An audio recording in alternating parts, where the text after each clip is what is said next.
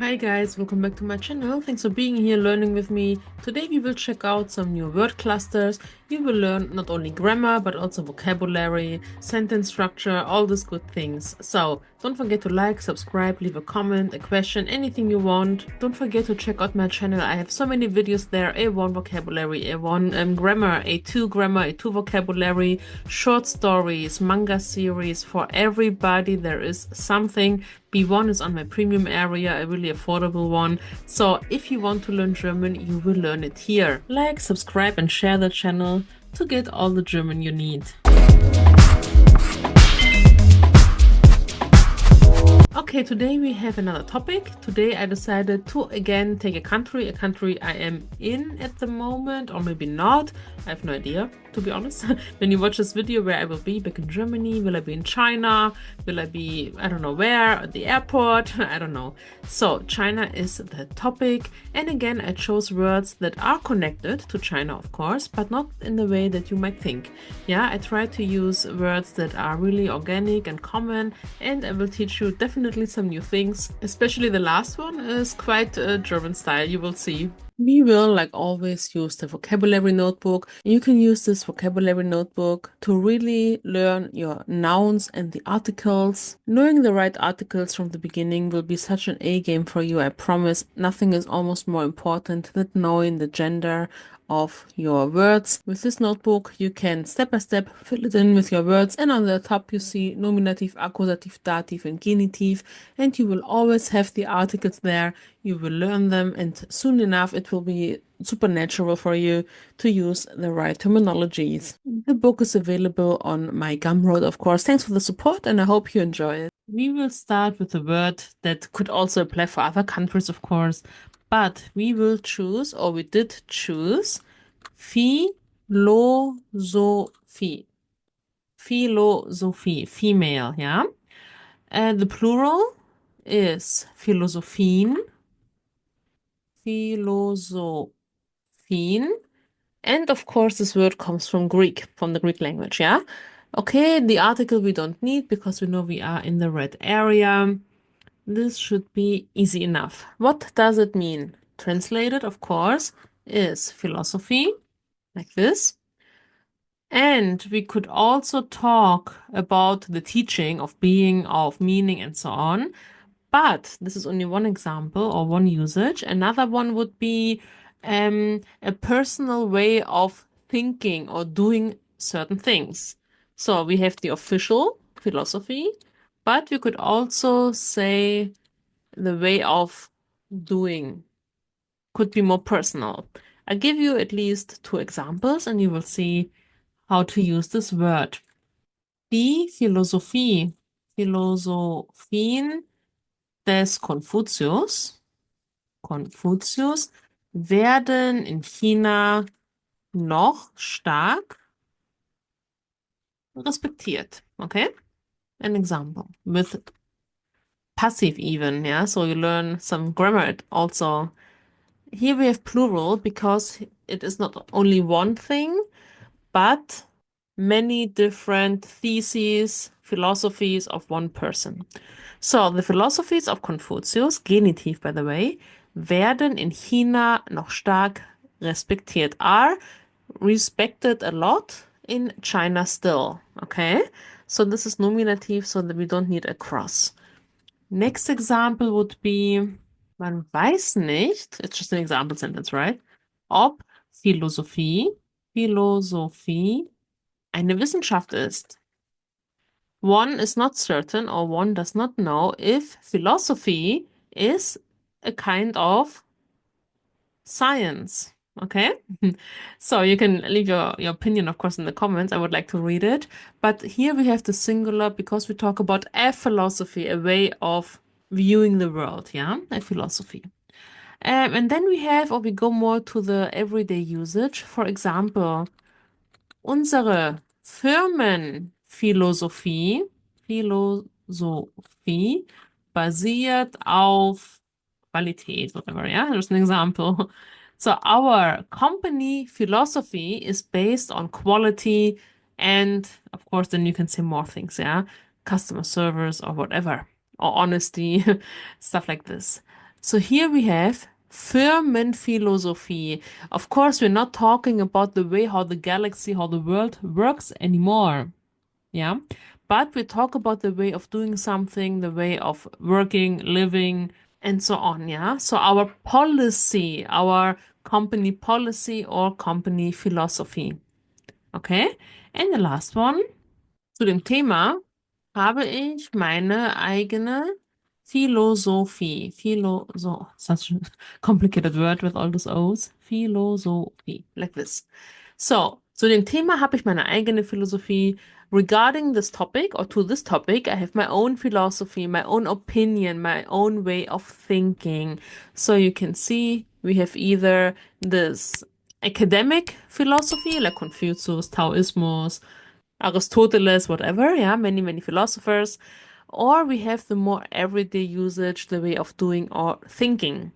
Next one, we are at the male section, the blue section, because we want to talk about Dialekte. Der Dialekt, plural, Dialekte. Dialekte. So, here we have finally only one translation at the moment. Yeah, it's dialect. Okay? So we don't even need the one, like this. A nice sentence regarding, yeah, my trip or my traveling, regarding China. You could say, for example, welchen Dialekt spricht man in Nordchina, for example? Welchen Dialekt, which dialect does one speak in North China, in Nordchina? Welchen Dialekt is Akkusativ, ja? And then, of course, you can say, man spricht in Nordchina Putonghua or whatever, or Mandarin or so, yeah? We don't have to answer the same way. We don't have to say, man spricht in Nordchina den Dialekt Mandarin. We can say it like this, but we can also just say the dialect. Let's make the sentence. Man spricht in Nordchina, and then we can say den Dialekt Mandarin, for example, yeah, Hochchinesisch or whatever, like this. We don't have to say it, but we can. And again, we can see it here even nicer, den Dialekt, Akkusativ. Er spricht mit so einem komischen Dialekt. I can't understand him. He speaks with such a strange dialect. Mit einem Dialekt sprechen is a really typical saying. It's a good pattern to speak with an accent or dialect. Yeah, accent is something else, but even the locals sometimes confuse accent and dialect. Dialect is a regional thing from the same language, like Bavarian or Switzer, German or whatever, yeah? An accent would be a French person talking German or something like this. Yeah, having a French accent. Just clarifying. Genau, also er spricht mit so einem komischen Dialekt. Dativ. Yeah, you see it's super nice with so einem. And in the booklet you also have here all the patterns you need to learn the der, die, das in each case. Okay, we are back in the female area because we talk about the big, big wall, the Mauer. One second. Die Mauer, yeah? Die Mauer, when you say it in singular like this, of course we know it means the Chinese wall, yeah? The Chinese wall, die chinesische Mauer. But we don't have only this wall. We can talk about many walls or many wands and stuff like this. So die Mauern would be a plural. We don't need the articles because we are in the red section. I always forget it.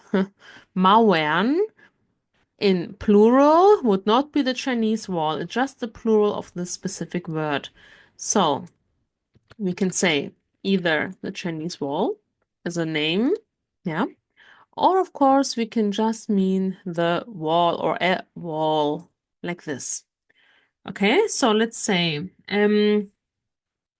die Burg ist von vielen Mauern umgeben. Okay, so here we have a nice sentence. Maybe umgeben you don't know as a verb. Maybe you do. You can let me know. Ist von we have to say, we have dative, yeah, dative, but indefinite. So there's no article, but still dative. Von vielen Mauern. That's why we have the N here. Super important. So the castle or the fort, depends how you translate it, is surrounded by many walls. So this is a nice dative expression because why not? Next one, we could say, er steigt über die Mauer zum Garten des Nachbarn, des Nachbarns. Zum Garten des Nachbarn.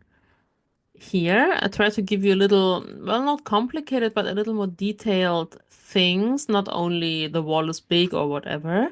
So, steigen is to climb. And here we have über die Mauer, über den Zaun, the fence. So, he climbs over the wall.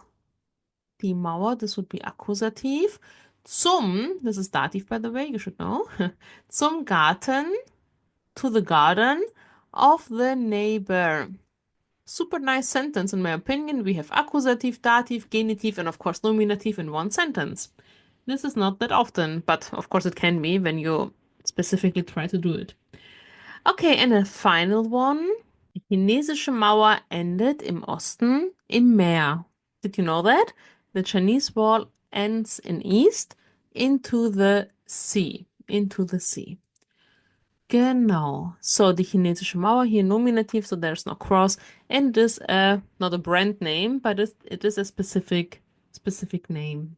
The next word is a little bit specific, but nonetheless, it is not unimportant. I want to give you the dynasty. Die, female, Dynastie. Yeah? So, the plural form would be Dynastien. Yeah? Dynastien. And here the translation is luckily quite simple. Yeah? Dynasty. What a dynasty is, you can look it up, or I can just tell you it's like an period of leaders or conquerors from the same family. So a dynasty is a long tradition of ruling. So let's call it like this, yeah, without judgment. So let's make a nice examples. The good thing here is that we can practice a little bit genitive, yeah. So for example, die Dynastie, der. And now we can, of course, put any family name here, their Khans or their, let's say, Qing Dynasty, their Qing, and so on. War, and then you can say the year or whatever. So, die Dynastie der. This is genitive and it is also female, yeah? Because we say die Khan-Dynastie, die Qing-Dynastie. This is how it works. So in genitive, we change it this way. Welche Dynastie hat, I don't know, die Mauer, die chinesische Mauer, since we're talking about it, Mauer bauen lassen, yeah? Which dynasty did or let the Chinese wall being built? Yeah, lassen, bauen lassen. This is A2 grammar. If you're not familiar with this kind of stuff, of course, check out my grammar courses. AN2 is free on my channel. So let's make another example. I want to give you a dative. Let's say, for example, Sie finden weitere Informationen zur Dynastie in unserer Broschüre. Ja? Broschüre, for example. Meaning, you will find further information about this dynasty in our brochure, in our flyer, and so on. So let's see. Die Dynastie here is nominative in the first sentence. Then we have Akkusativ. And then we have also Dativ. Zu der.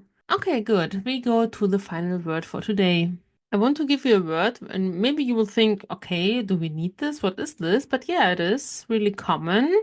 It is Sitte. Sitte. Have you heard it before? Die Sitte, plural, die Sitten. Okay, so what does it mean? Let's put it here so it's better for our sentences, like this. Okay, it's female, we can see that. And we have more than one meaning again. We have here, for example, the custom. The custom. I give you a nice example. Totally cliché or whatever, but it's just an example. Es ist eine Sitte, in China. Let's say, es ist eine Sitte in China, Alkohol zu verschenken. It's just an example. It doesn't have to be true, yeah? Please don't don't assume. So, just an example. It is a custom in China to gift someone alcohol if you go to visit them or whatever.